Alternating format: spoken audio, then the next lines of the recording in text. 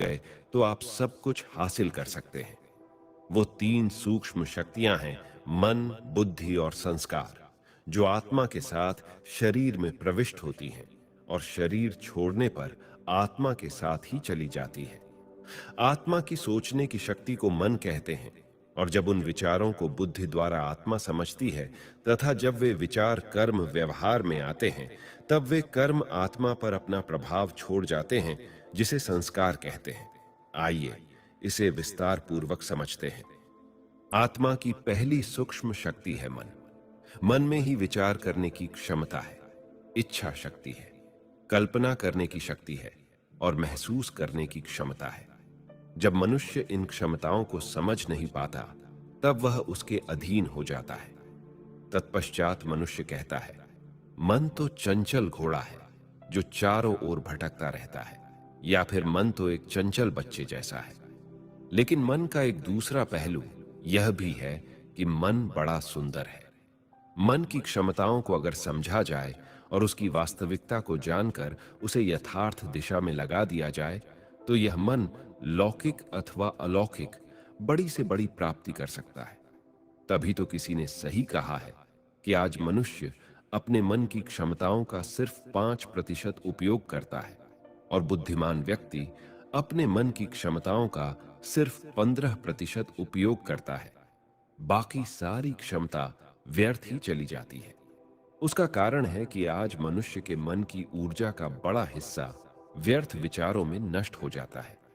आज हमारा मन परेशान इसलिए होता है क्योंकि हम मन के विषय में जानते ही नहीं। हमारी जीवन शैली इस प्रकार की बन गई है कि मन किस दिशा में चल रहा है, यह महसूस करने के लिए हमारे पास समय ही नहीं है। हमारा मन निरंतर सोचता रहता है। इसीलिए किसी मनोवैज्ञानिक ने कहा है कि मनुष्य अगर कम से कम गति से सोचे, तब भी उसके मन में 25 से 30 विचार 1 मिनट में चलते हैं, और इस तरह एक दिन में असंख्य विचार मन के अंदर चलते रहते हैं। यदि हम एक दिन के विचारों को ही देखें, तो पाएंगे कि हमारे अंदर 4 प्रकार के विचार चलते हैं, जो निम्नलिखित हैं। पहला, सकारात्मक विचार।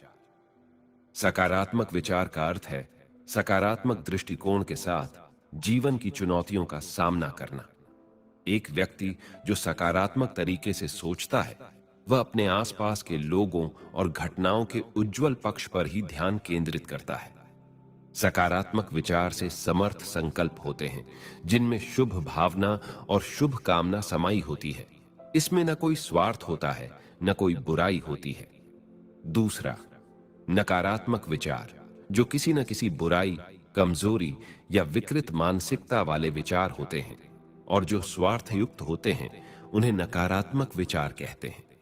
इसके अलावा हीनता की भावना के आधार पर भी विचार चलते हैं। ऐसे सभी विचार नेगेटिव अर्थात नकारात्मक विचार होते हैं।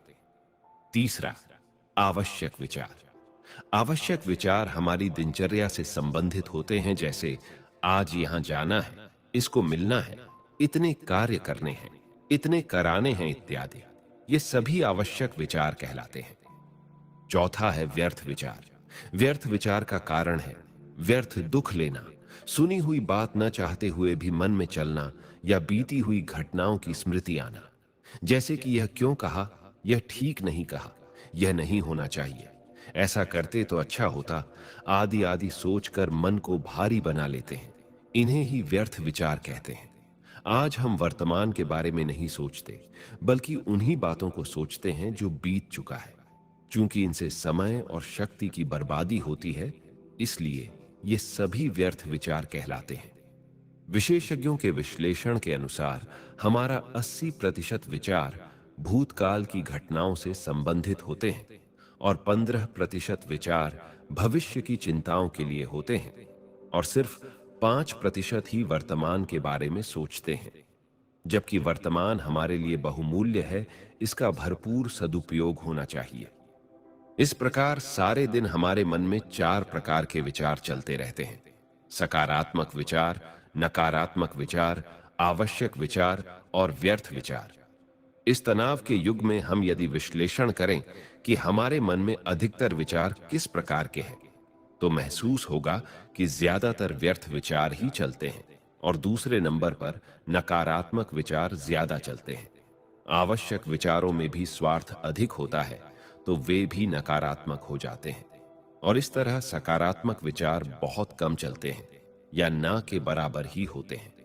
हमारा जीवन कैसे बीतेगा, यह हमारे मन के विचारों पर निर्भर करता है। इसलिए कहा जाता है, जैसा चिंतन वैसा जीवन, जैसा सोचोगे वैसा ही पाओगे।